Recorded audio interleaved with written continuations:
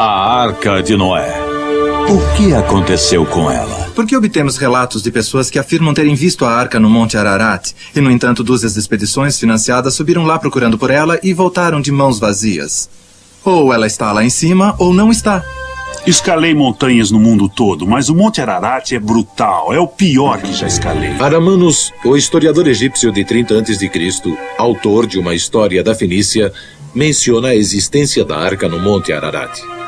Também no mesmo período, Nicolau de Damasco, o biógrafo de Herodes o Grande, falou da aterrissagem da arca perto do cume de Ararat e relatou que as madeiras ainda estavam lá. Eu estudei todos os avistamentos históricos que se conhece da arca no Monte Ararat. Nos últimos 150 anos, muitos desses relatos de avistamentos têm sido consideravelmente detalhados. Eu comparei 34 desses avistamentos e descobri que existe uma enorme consistência entre as testemunhas oculares, mesmo sem se conhecerem.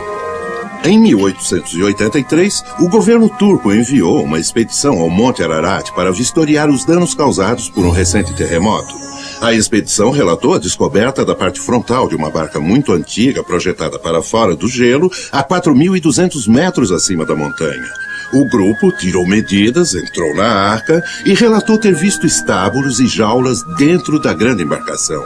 Infelizmente, o relatório turco suscitou muito pouco interesse internacional devido à presente popularidade da teoria da evolução de Charles Darwin. No Monte Ararat, é claro, ocorrem mudanças sazonais do tempo. As chances de se ver a arca são muito aumentadas durante os quentes meses de verão, como agosto e setembro. No entanto, existem ciclos de tempo mais quentes ocorrendo em certos anos que provocam o aumento do degelo dos picos. É possível e mesmo provável que a arca só seja visível ou acessível durante esses períodos ocasionais de temperaturas mais altas. Quando circundei a montanha, vi ali uma estrutura escura, enorme, algo do tamanho de um navio de guerra. Era uma embarcação estranha, mas nitidamente um barco com uma cobertura arredondada.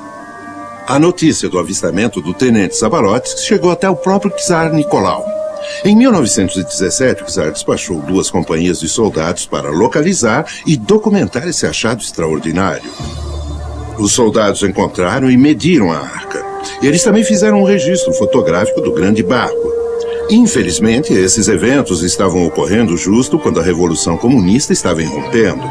Como resultado, os relatórios e as fotos dessa expedição não foram mais encontrados e são considerados como perdidos ou escondidos em algum arquivo secreto do Kremlin. No entanto, eles foram vistos. Existe uma controvérsia quanto à veracidade da expedição russa e do avistamento da arca por volta de 1916 e 1917. Nosso autor passou 20 anos pesquisando Anastácia, a última sobrevivente da família real russa. Durante uma de suas conversas pessoais com ela, ele ficou chocado quando ela começou a falar sobre uma expedição que seu pai, o czar, havia enviado ao Monte Ararat para medir e fotografar a Arca de Noé. Ela contou para ele que havia visto as fotos e o relatório da expedição. Ela também contou que havia usado uma cruz feita com a madeira da Arca de Noé.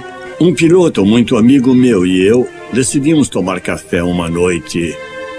E no refeitório dos oficiais escutamos uma conversa de uns oficiais a respeito de fotos que tiraram ao voarem sobre a Turquia e o Monte Ararat. E enquanto viam as fotos, nos interessamos e começamos a vê-las também. E um deles disse, sabe, elas poderiam ser da Arca de Noé. Vou dizer o que eu vi naquelas fotos.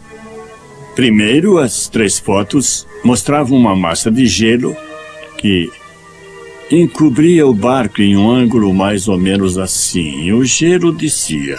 E nessa parte, à medida em que se olha do lado certo, havia uma abertura aqui embaixo onde havia sido danificado. Eu podia ver várias, 1 ou 2 divisórias aqui e também uma estrutura ao longo desse lado aqui.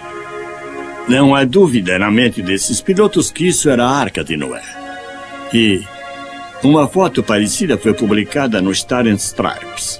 Mais ou menos em 1944. Estou convencido de que eu estava olhando para a Arca de Noé. Para mim, não há dúvida, e os pilotos sentiam a mesma coisa. Durante os mandatos de 4 presidentes americanos, de Nixon a Reagan, sempre voei a bordo do Força Aérea 1 como fotojornalista da UPI da Casa Branca, cobrindo as atividades do presidente.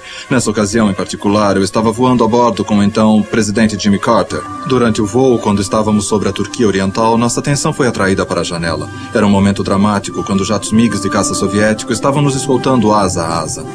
Ao mesmo tempo, alguém nos disse que se olhássemos para baixo, veríamos a Arca de Noé. Eu olhei. Lá, talvez na metade da montanha escarpada, havia um barco grande e escuro, claramente visível. Estava parcialmente coberto de neve ou gelo. Estou convencido, baseado no que vi lá, que era a Arca de Noé. Então, de repente, olho e vejo esse barco enorme e temeroso, pousado lá embaixo, naquela bruma, sabe? É como se você visualiza um sonho e lá está. Naquela época não se podia ver a arca. Quando chegasse o tempo de poder vê-la, ele voltaria.